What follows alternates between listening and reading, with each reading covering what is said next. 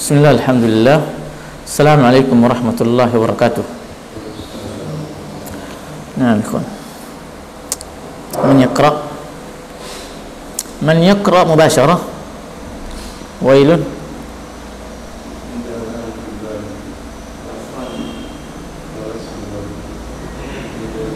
ها خلاص نعتبره خلاص. المطففين الآن من سيقرأ شيء؟ لا يعني هكذا فقط. يعني لا تشير إلى الآخرين. يعني نعم. يعني كما قال الشاعر ها أنذا, saya lah orang mubasyarah. Terus.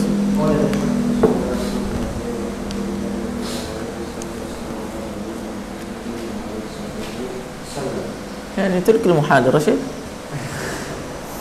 mau ceramah sih. Qul fasir ya Allah Ta'ala suratul mutaffifin makkatu aw madinatun sittu wa salatuna ayatan. Bismillahirrahmanirrahim. Wailun kalimatu azabin kalimatu azabin لا كلمة عذاب شيء ليس كلمة عذاب أو واجب في جهنم للمطففين الذي إذا اكتالوا على الذي إذا اكتالوا على الذين شيخ الذين إذا اكتالوا على من الناس يستوفون. الكيلة وإذا كالوا كالوا لهم لو أو وزنوهم وزنوا لهم ينكسون الكيل أو الوزن على استفهام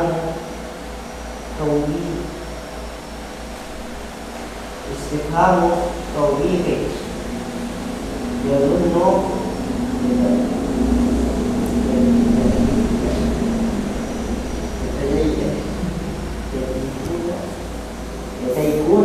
نعم يتيقن أولئك أنهم مبعوثون ليوم عظيم أي فيه وهو يوم القيامة. يوم يدل من محل اليوم من محل اليوم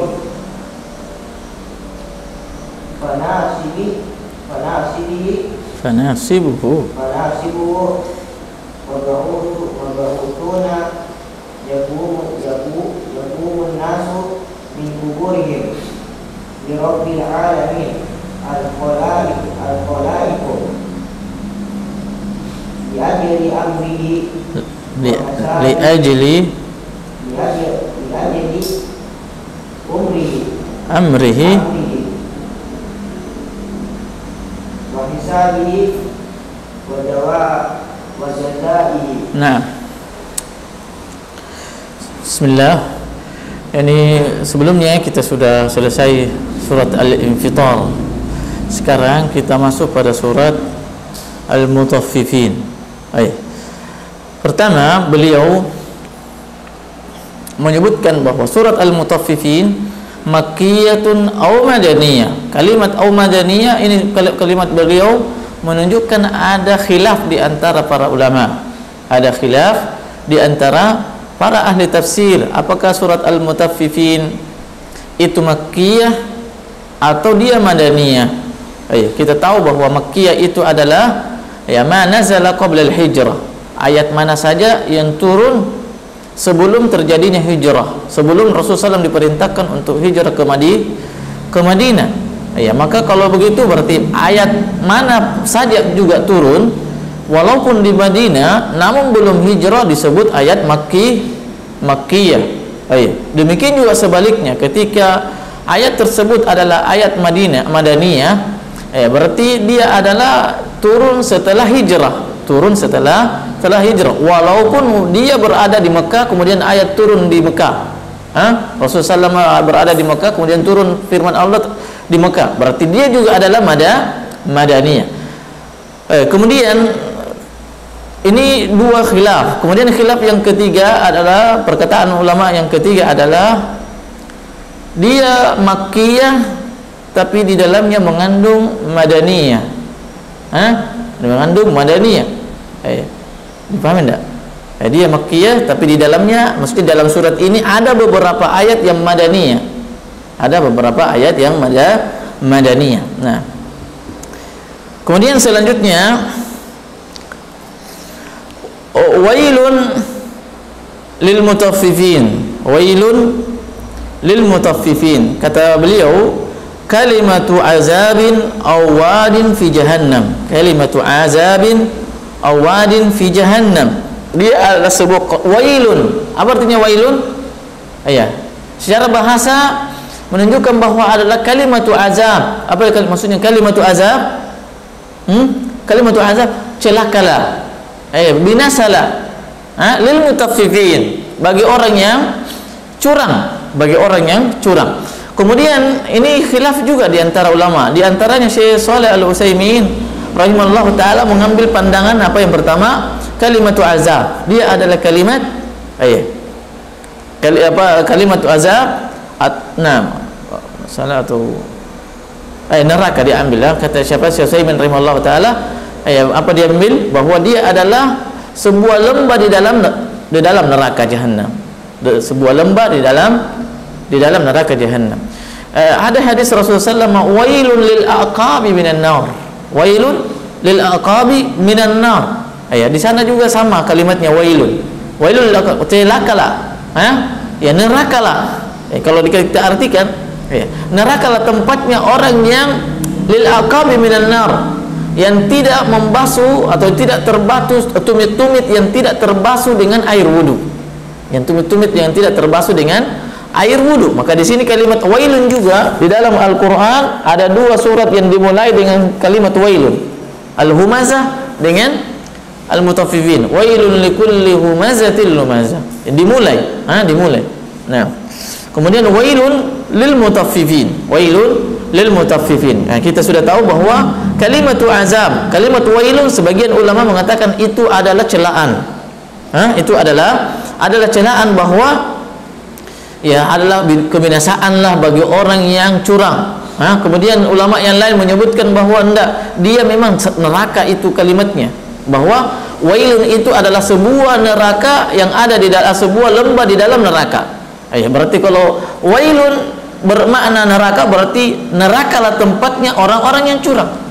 Orang-orang yang curang. Atau kebalikannya, perkataan ulama lain bahwa kecelakaanlah bagi orang yang curang. Kecelakaanlah atau kebinasaanlah bagi orang yang curang. Artinya ini adalah apa?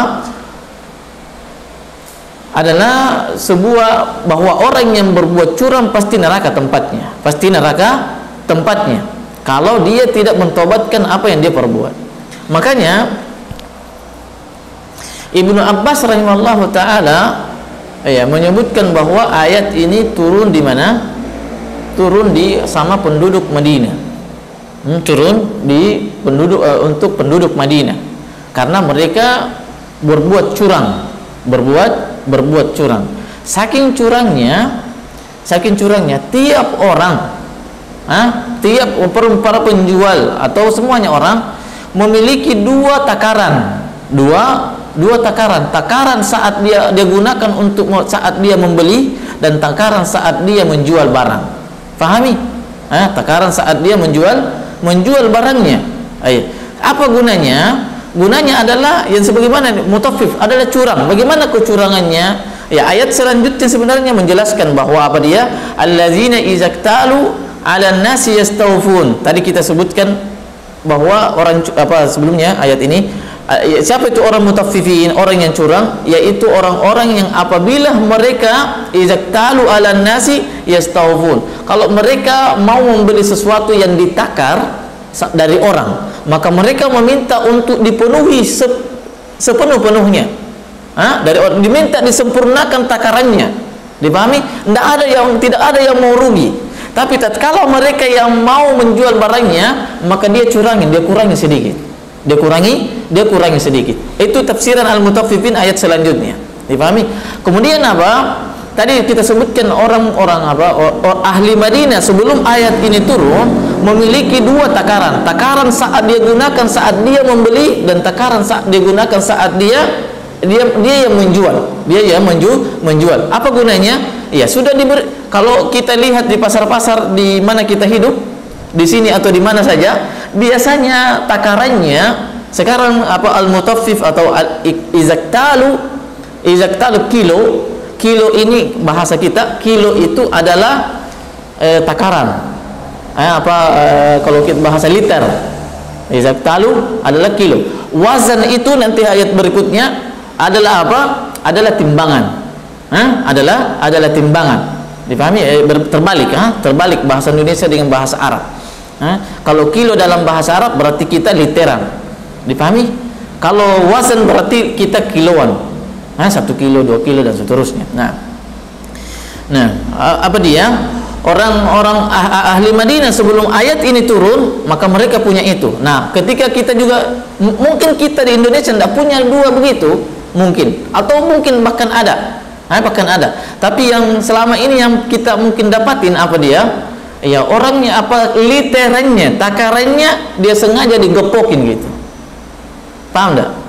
Digepokin supaya tidak mulus lagi, digepokin di bawahnya atau di sampingnya, baru itu yang digunakan untuk literan. Untuk takaran-takaran. Supaya betul-betul tidak cukup 1 liter sebenarnya. Beras atau apa saja yang diliter. Itu adalah bagian dari ancaman ini. Perbuatan tersebut adalah termasuk dia kena dengan ancaman firman Allah subhanahu wa ta'ala, wailun lil mutaffifin. Nerakalah tempatnya. Siapa itu yang terkenal dengan tersebut? Namanya Abu Juhainah, kata Imam As-Suddi rahimahullah ta'ala. Kata Imam As-Suddi, ada seorang namanya Abu Juhainah di kota Madinah, di Madinah. Dan dikenal bahwa orang Madinah sebelum ayat turun ini mereka betul-betul orang yang sangat zalim. Dalam hal takaran. Tadi bagaimana kezalimannya? Bayangkan kezalimannya sampai-sampai mereka punya 2 takaran. Takaran saat dia menjual dan takaran saat dia membeli. Kalau dia mau membeli, takaran saya saja kamu pakai. Kalau dia mau membeli, takaran saya saja kamu pakai. Karena dia tahu bahwa takarannya itu betul-betul pas. Tapi kalau dia mau menjual, maka dia gunakan takarannya juga. Karena dia tahu bahwa ini dapat menguntungkan saya. Ya, tidak sempurna nanti hasilnya. Tidak sempurna 1 liter atau tidak sempurna satu timbangan. Ini banyak kita temui. Di pasar-pasar. Banyak kita temui di pasar-pasar.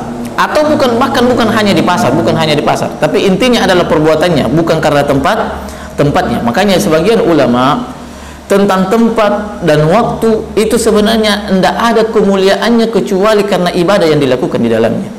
Seperti apa? Asyura. Puasa Asyura itu mulia. Asyura itu adalah 10 tanggal 10 di bulan Muharram, itu adalah waktu yang mulia. Tapi kemuliaannya itu hanya bisa diperoleh kalau kita melakukan ibadah di dalamnya. Dipahami? Demikian juga Ramadan itu adalah mulia.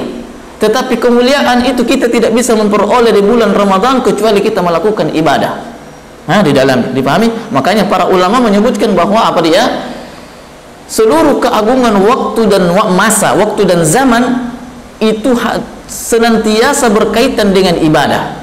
Bahagia dan miskinnya, bahagia dan sengsaranya seseorang itu senantiasa memberikan nilai di sisi Allah apabila kita kaitkan dengan ibadah, apabila kita melakukan ibadah yang disyariatkan di dalamnya.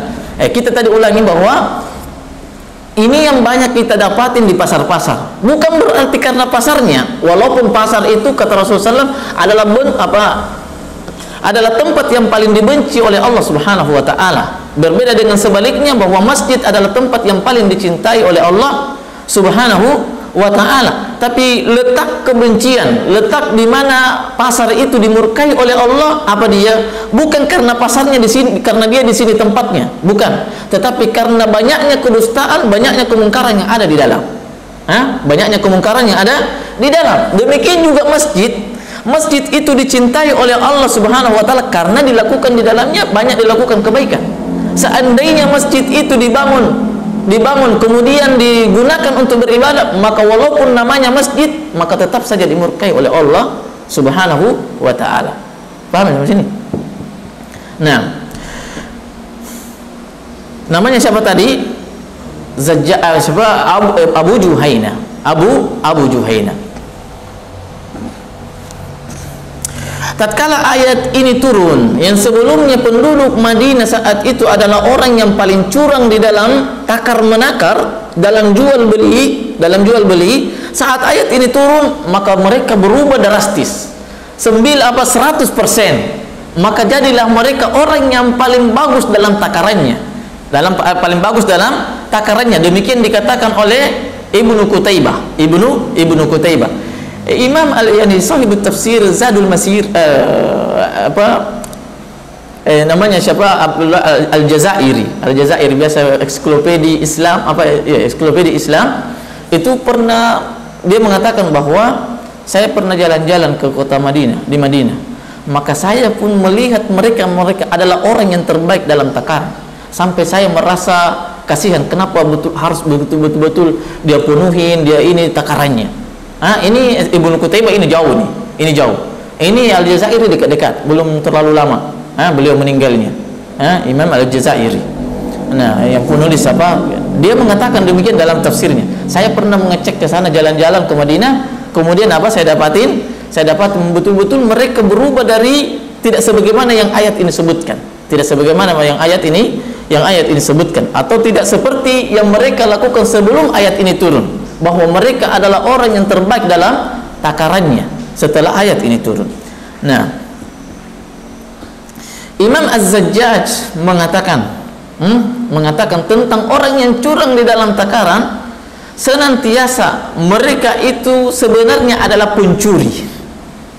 Orang yang curang dalam takaran sebenarnya mereka itu adalah pencuri, tetapi pencuriannya itu dilakukan dengan terang-terangan.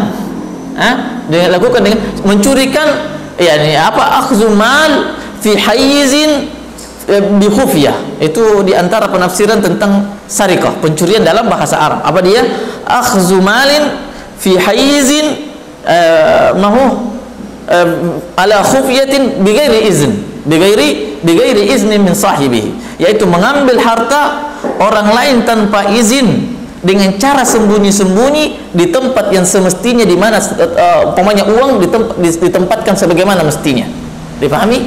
Makanya di antara ulama tidak mau orang yang mengambil barang ditanya dulu, bukan hanya pencurinya yang ditanya, tapi yang punya barang yang dicuri itu juga ditanya. Umpamanya uang, dia dicuri barangnya, di mana disimpan? Di mana disimpan? Kalau dia memangnya orangnya teledor, maka bisa jadi dia sebagian ulama tidak mau memotong tangan orang yang mencuri ini kalau memang sudah sampai nisabnya. Kenapa? Karena dia memang teledor orangnya. Tapi kalau disimpan pada tempat yang memang semestinya, pokoknya uang disimpan di lemari, dikunci dan seterusnya, pintu kemudian datang orang mencuri, dan curiannya curiannya itu sampai pada nisab, dengannya dia boleh disyariatkan, dihukum untuk dipotong tangannya, maka dia dipotong tangannya. Dipotong tangannya. Saya lupa.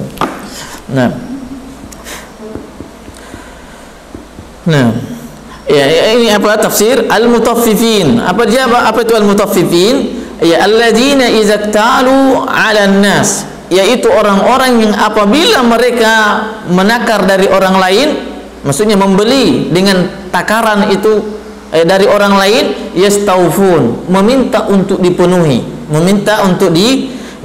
dipenuhi. Nah, sekarang al-mutaffif berarti dua. Apa dia? Timbangan dan takaran. Timbangan maksudnya kita kiloan, dengan literan. Timbangan dengan literan. Nah, sekarang disebutkan apa dia, bahwa mutaffif itu ada dua sebenarnya, timbangan dan dalam takaran dan timbangan. Takaran dan timbangan. Namun di sini ayat menyebutkan kalimat kilo saja. Kilo saja.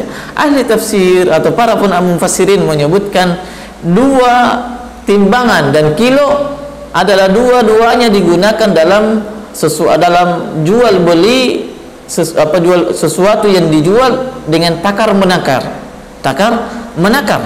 Kemudian disebutkannya di sini satu saja, yaitu literan, takarannya dengan liter. Maka itu sudah mewakili dengan timbangan. Mewakili dengan timbangan tanpa disebutkan dengan wazn. Itu kata para ulama tafsir. Nah, wa iza kaluhum dan apabila mereka menakar untuk orang yang membeli, artinya dia yang menjual dengan takaran, kaluhum menakar untuk mereka, aw wazanuhum atau menimbang untuk mereka yang menjual, yukhsirun mereka menguranginya. Yukhsirun yakni yungkisun al-kail, mengurangi timbangan dan mengurangi literan. Tadi kita sebutkan literannya, biasa dikasih gepokin literannya bawah atau di samping, sehingga tidak sempurna walaupun penuh. Nah, terkadang juga ini yang saya lihat gitu, saya lihat banyak, dan orang pasti banyak lihat itu, bahwa sama dengan timbangan. Dengan timbangan ini banyak, apalagi kita lihat mungkin sekarang di Facebook atau di mana banyak kita lihat, atau dia berikan sesuatu di atas timbangan yang satunya dengannya, atau banyak cara. Di mana ada cara untuk berbuat baik, maka di sana ada cara untuk bermaksiat. Di mana ada cara untuk melakukan kebaikan, maka di sana juga ada cara untuk melakukan keburukan. Makanya kita lihat, perhatikan saja, sederhana, anggaplah pesantren begitu biasa. Bagaimanapun ketatnya aturan sebuah pesantren, maka santri itu pasti lebih jenius daripada ustadznya. Pasti punya cara untuk melanggar, keluar tanpa izin. Ini untuk minta izin. Dengan apa gunanya setan memberi bisikan begitu, supaya dia bisa digoda oleh setan, keluar tanpa izin dan seterusnya. Ataupun dalam hukum kenegaraan, bagaimanapun cara para negara, para pemberi hukum ini, penegak hukum memberikan aturan, pasti saja ada cara untuk melanggarnya. Makanya biasa kita sebutkan tafsir isyarat di dalam Al-Quran. Kenapa Musa dan Fir'aun, mulai dari Al-Quran disebutkan kisahnya sampai akhir Al-Quran, tidak seperti surat Yusuf, tidak seperti surat Maryam, tidak seperti surat Muhammad, ada surat khususnya. Tapi tidak ada surat Fir'aun atau surat Musa di dalam Al-Quran.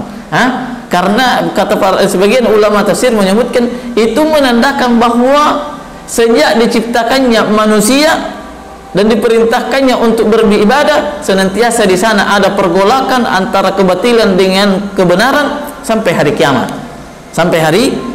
Kapan dan dimanapun.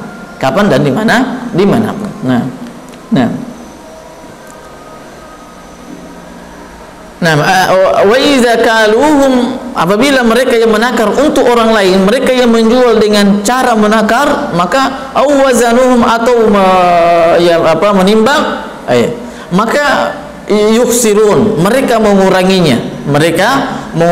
Kita sebutkan tadi bahwa orang yang perkataan Imam Az-Zajjaj, ahli bahasa, ahli tafsir, dia menyebutkan bahwa hakikat daripada orang yang mengurangi timbangan, hakikatnya dia adalah pencuri.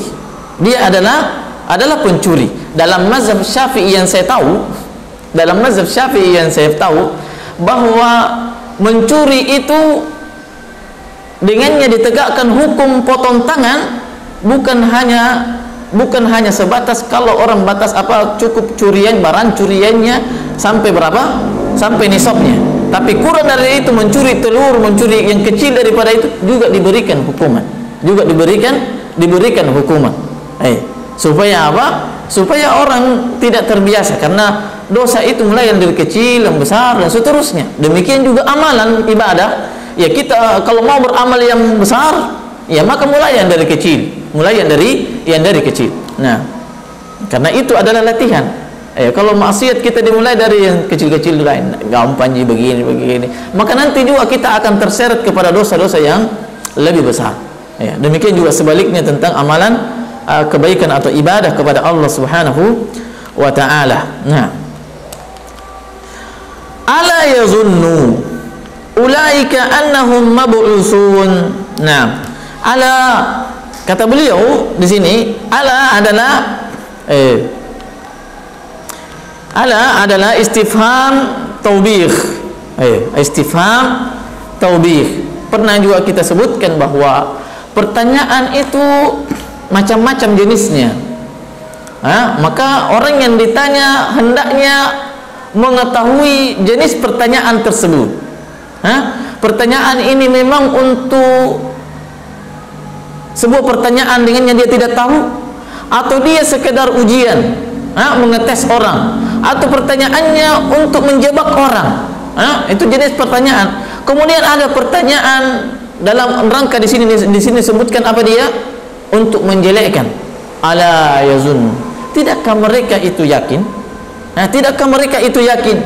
Nah, ala yazunnu ulaika annahum mab'usun, tidakkah mereka itu yakin bahwa mereka akan dibangkitkan? Ahli tafsir menyebutkan di sini ala yazunnu bahwa tatkala mereka melakukan mengurangi takaran-takaran ini, hakikatnya mereka tidak beriman. Hakikatnya mereka tidak beriman. Sebagaimana sabda Rasulullah sallallahu alaihi wasallam, apa dia? La yasriku sariku hina yasriku wa huwa mu'min. Wa la yazni zani hina yazni wa huwa mu'min. Rasulullah SAW menyebutkan tidaklah seorang pencuri tatkala dia mencuri, saat dia mencuri itu dalam keadaan beriman. Artinya pada saat dia mencuri berarti dia dicabut keimanannya oleh Allah Subhanahu wa ta'ala. Makanya ulama Ahlus Sunnah menyebutkan bahwa iman itu bagi Ahlus Sunnah keluar dan masuk. Keluar dan masuk. Keimanan seseorang keluar dan masuk. Namun inti keimanan tetap di dalam. Inti keimanan tetap di dalam. Dan iman itu naik turun. Iman itu naik turun. Dipahami enggak? Iman itu naik turun. Nah, maka kata Rasulullah SAW, tidaklah seorang pencuri, as-sariqu la yasriqu sariq, tidaklah pencuri itu mencuri saat dia mencuri dalam keadaan beriman. Karena seandainya dia beriman kepada Allah, beriman hari kiamat, beriman tentang malaikat, beriman, maka berarti dia tidak akan mencuri. Dia tidak akan mencuri. Ustaz, enggak, dia beriman tapi dia beriman sama Allah. Dia beriman sama Allah tapi dia memang mencuri. Dia mencuri. Ikhwan, siapa yang mengingkari ini hukum, bukan hukum orang mencuri, ini dalam akidah, bukan hukum pencuri bahwa orang yang mencuri berarti kafir, tidak. Tapi siapa yang tidak mengimani dari rukun iman, salah satu dari rukun iman, berarti dia kafir. Dia kafir. Tapi saya ulangi, bahwa hukuman yang untuk bagi pencuri bukan berarti dia kafir, tapi ada hukumnya tersendiri bahwa dia adalah pelaku maksiat yang besar. Pelaku maksiat yang besar. Tetapi para ulama menyebutkan siapa yang tidak mengimani salah satu dari rukun keimanan, iman kepada malaikat, iman kepada Allah, iman kepada hal-hal yang gaib, berarti dia kafir. Berarti dia kafir. Yang membuat seseorang untuk melakukan melakukan maksiat karena kurangnya keimanan kita, salah satu dari rukun iman, salah satu dari 6 rukun iman ini. Paham tak? Mungkin dia beriman sama Allah tapi dia tidak beriman kepada para malaikat saat itu dia mencuri. Maka jadilah, atau kurang keimanannya, maka jadilah dia mencuri. Seandainya keimanannya itu sama sebelum dia mencuri tentang kepada para malaikat, kepada hal yang gaib, kepada Allah, niscaya dia tidak akan beriman. Kenapa? Karena di antara buah daripada keimanan kepada para malaikat, beriman kepada para hal yang gaib, beriman kepada Allah, beriman kepada rasul-rasul, itu apa dia? Muraqabah. Merasa diawasin. Karena hilangnya muraqabah ini, jadilah dia mencuri. Jadilah dia mencuri. Nah, ala yazunnu, maka sebagian ulama, kalau tidak salah tadi siapa, Az-Zajjaj juga Az-Zajjaj juga mengatakan bahwa ulaika annahum mab'utsun, bahwa mereka itu saat mengurangi dengan di mana mereka berbuat mengurangi takaran-takaran, mereka tidak beriman kepada Allah. Mereka tidak beriman kepada Allah. Tapi kita sudah sebutkan tadi, tidak berimannya ini apa? Artinya kurang keimanannya. Kurang keimanannya. Nah, liyaumin azim. Liyaumin azim. Mereka padahal mereka itu akan dibangkitkan pada hari yang besar, pada hari yang agung, yaitu hari kiamat. Hari kiamat. Yauma yaqumun nasu li rabbil alamin. Hari kiamat di mana mereka dibangkitkan, yaitu di kuburan mereka. Bangkitnya mereka dari kuburan. Yauma yaqumun nas, tatkala mereka bangkit li rabbil alamin, min kuburihim, mereka bangkit dari kuburan mereka. Li rabbil alamin, li rabbil alamin. Kalimat li rabbil alamin ini sebagian ahli tafsir juga menyebutkan tidak lillahi rabbil alamin, tidak sebutkan nama Allah intinya. Dia sebutkan rabbil alamin, menunjukkan bahwa perbuatannya ini sangat buruk. Perbuatan mengurangi ini adalah perbuatan mengurangi takaran, itu adalah perbuatan yang sangat buruk. Walaupun sedikit. Walaupun sedikit. Nah, li rabbil alamin, al khalaik. Bagi apa?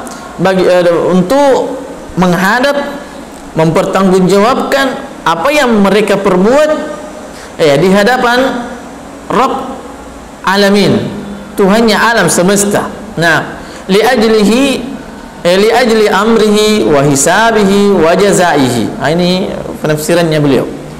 Maksudnya pendapat dalam penafsiran ini yang beliau ambil. Nah, fadhal. Apakah hanya orang yang curang dalam perdagangan yang diancam? Wailul, tidak. Apakah bukan hanya orang yang curang, tetapi disebutkannya di sini adalah ta'zim. Tadi hadisnya apa? Wailul lil aqabi minan nar. Kalimat wailul lil aqabi minan nar, orang yang mau beribadah kepada Allah tapi maunya sendiri.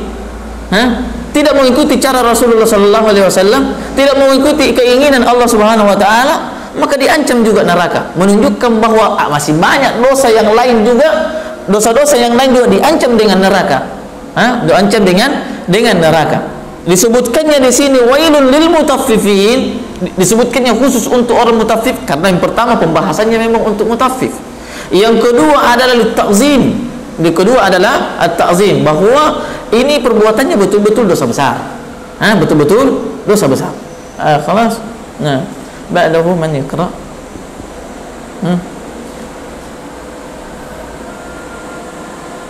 La ahad.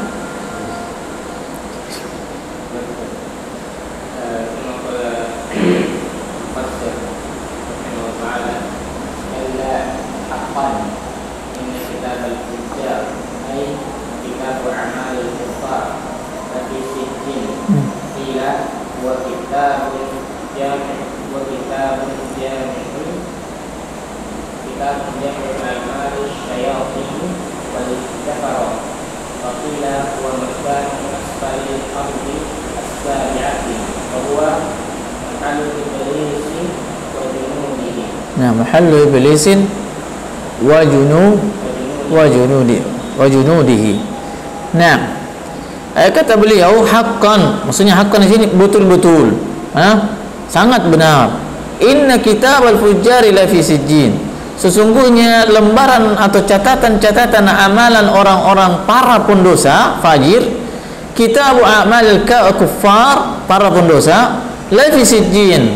Dan berada di mana? Berada, disebutkan di sini asfalil ard, asfalil ardi fi ardis sabi'ah, yaitu berada di bawah bumi yang ketujuh. Bumi yang langit 7 lapis, bumi 7 lapis. Sebagian ahli tafsir, kalau tidak salah siapa, As-Suddi atau Qatada, apa dia bilang, dia berada di bawah bumi yang ketujuh, berada di bawahnya lagi batu yang sangat besar. Berarti di bawah langit ketujuh ada batu besar, dijepit dengan, di situ dijepit lembaran mereka. Lembaran apa? Catatan amalnya. Lembaran catatan amalan orang-orang kafir. Wa huwa mahallu iblis wa junudi. Dan itu adalah tempatnya siapa? Iblis dan bala tentaranya. Bala tentaranya. Sijjin, sebagian ahli tafsir menyebutkan lafi sijjin, berada dalam neraka. Berada dalam neraka. Nah, subhanakallahumma rabbana wa bihamdik, asyhadu an la ilaha illa anta, astaghfiruka wa atubu ilaik. Assalamualaikum warahmatullahi wabarakatuh.